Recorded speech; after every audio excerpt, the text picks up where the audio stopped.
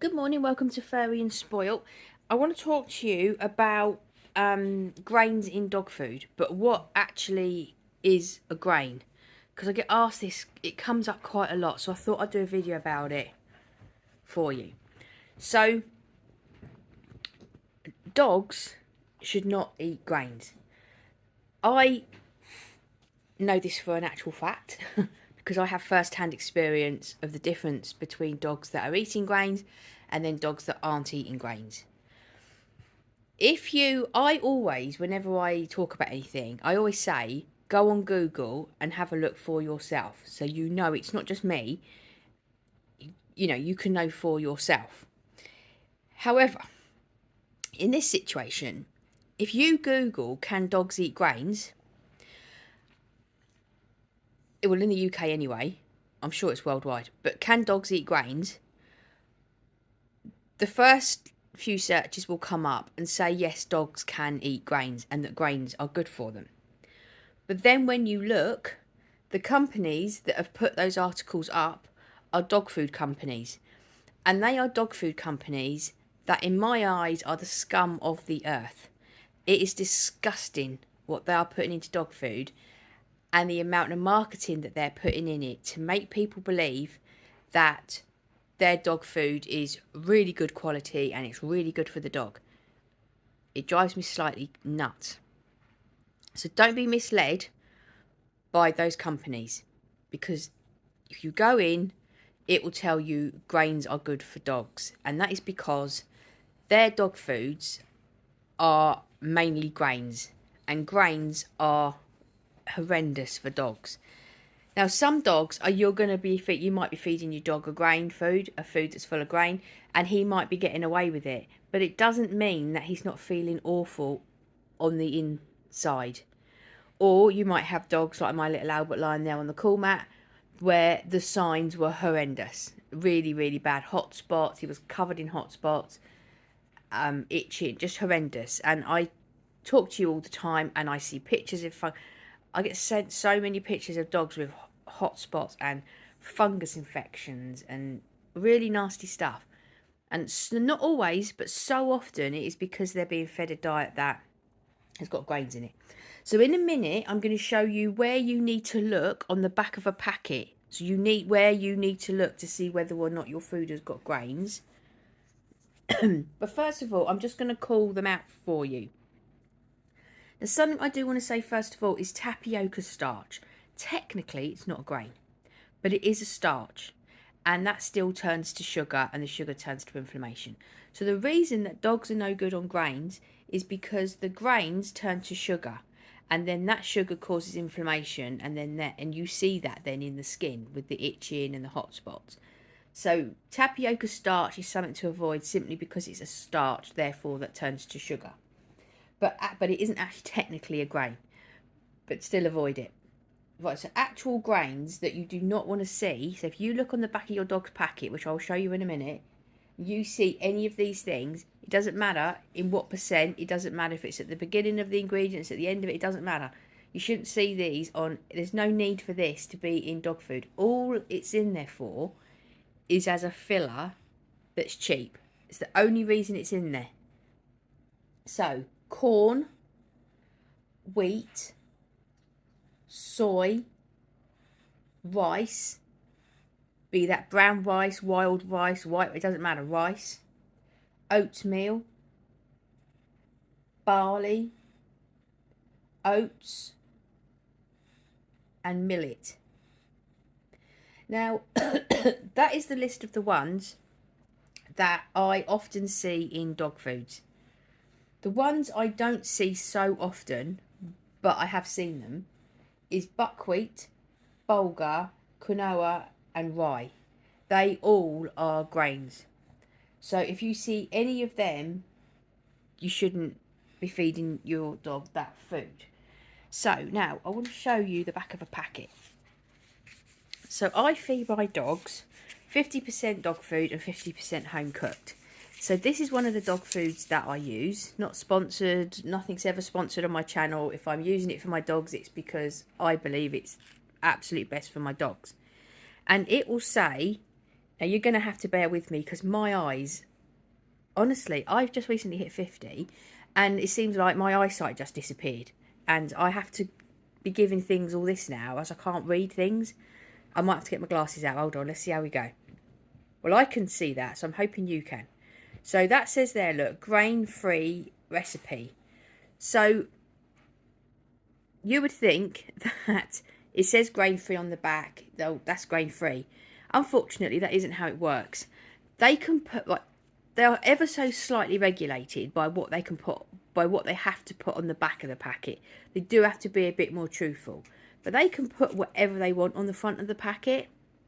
So I can't list names because I'm going to get sued, but there is a company in particular who, if you don't, supposing you don't have dogs, you don't have anything to do with dogs, you would think that was the #1 top selling dog food to go for, because they are listed. Like, if you go to Crufts or you see Crufts on the telly, they advertise all around the edges, and it's just, that's who you would think, and they're actually owned by Mars.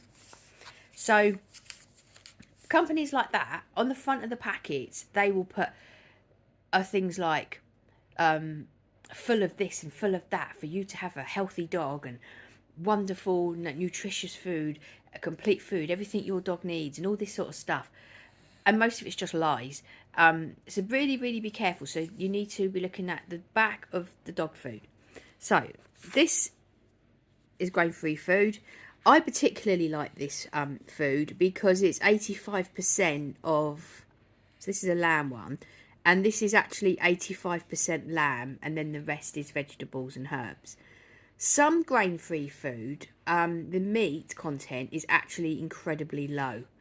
Especially kibble. I wouldn't ever feed a dog kibble, because the process of making that kibble, because it has to be cooked at such a high temperature, that has a warming effect on the dog's body when he eats it, and so it can cause problems. So even if it's grain-free, I wouldn't feed a dog kibble in grain-free. Go for the wet foods. And some of these grain-free foods, be kibble or wet food, when you actually look at it, the meat content or the fish content is really, really low.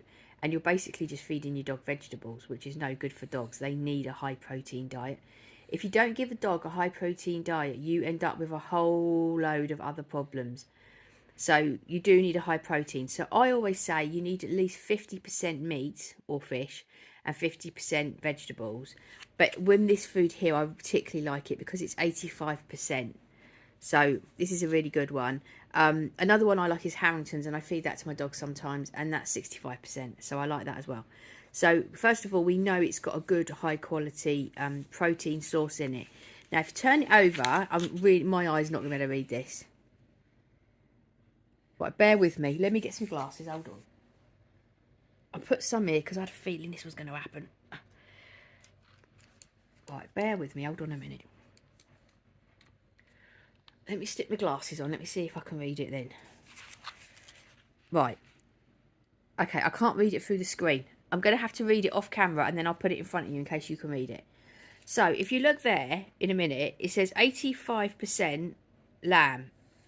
And then it breaks it down. So, lamb broth and a deboned lamb. So, we know for a fact it's 85% lamb. So, if you look here, now see, you could have young eyes, young fresh eyes that work. You're looking for composition. A good quality dog food will not have ingredients. It will have composition. And it should be nice and easy to find. So you see there, composition. You're not looking for ingredients, composition. Right, so don't get too hung up about all of this stuff. Because it is important. And if you, I mean, I've done a lot of courses and studied a lot of dog nutrition, and so I understand this stuff, but I wouldn't get too hung up about any of that stuff at the moment. Just be bothered about the composition. That's the first thing to be worried about. So this starts off with lamb. You see there? Breaks it down. Deboned lamb, and then lamb broth. Now we've got sweet potato as the next ingredient. Now in some dogs that would cause a problem because it does sweet, it says in the word, no, in name, it is a sweet vegetable. And for some dogs, that would still be a problem. And I would, if you are feeding them, supposing you were feeding them this food, but you were still getting hot spots, I would put it down to that sweet potato.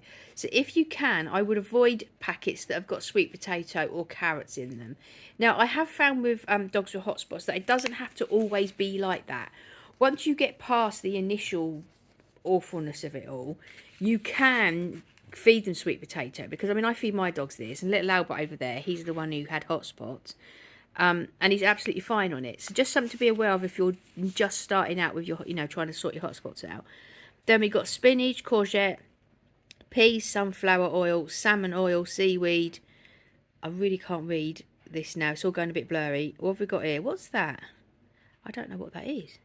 Parsley, turmeric, aniseed mint. I can't read it now. My glasses are properly not handling this.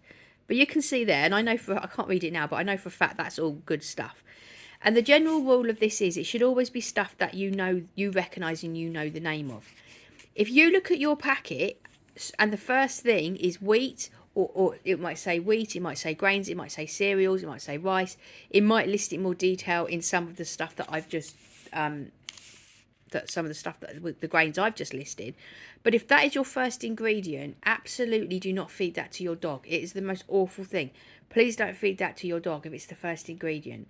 The other thing that you really don't want to be the first ingredient is meat meal or meat derivatives, or it could say chicken derivatives, lamb derivatives, salmon derivatives, whatever.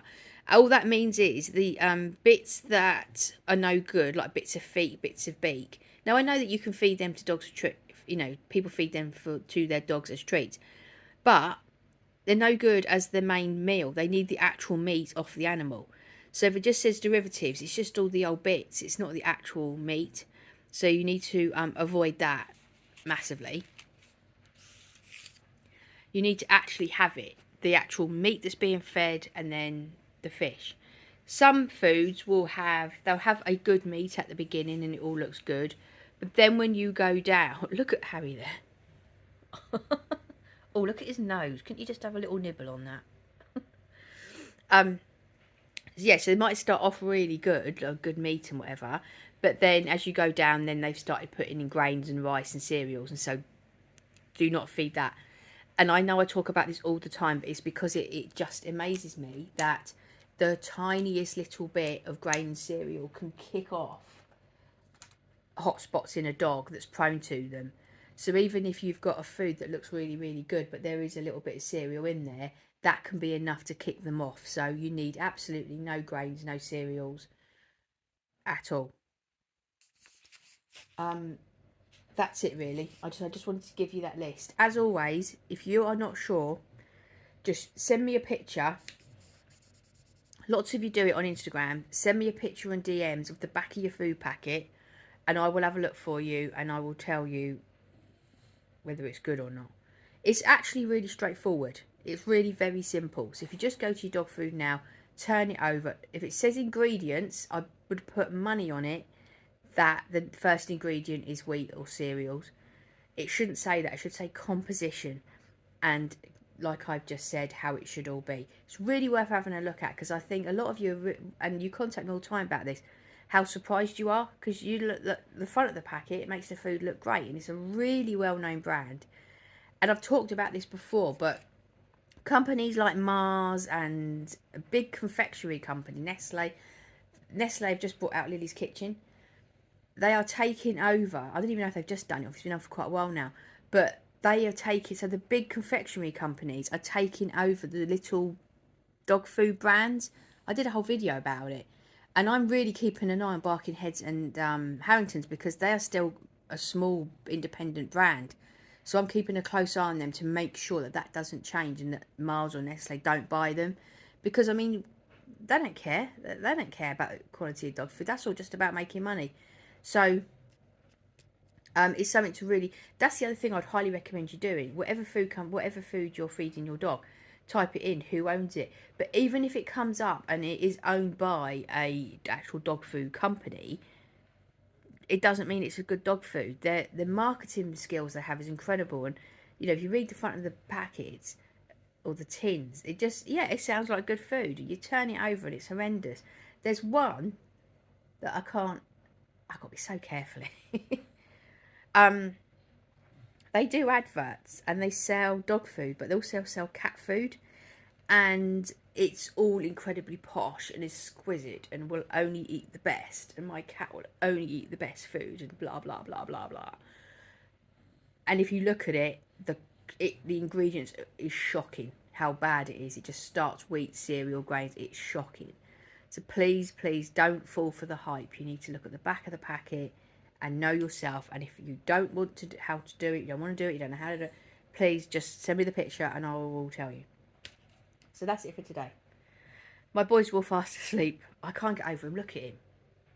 He squished his face up.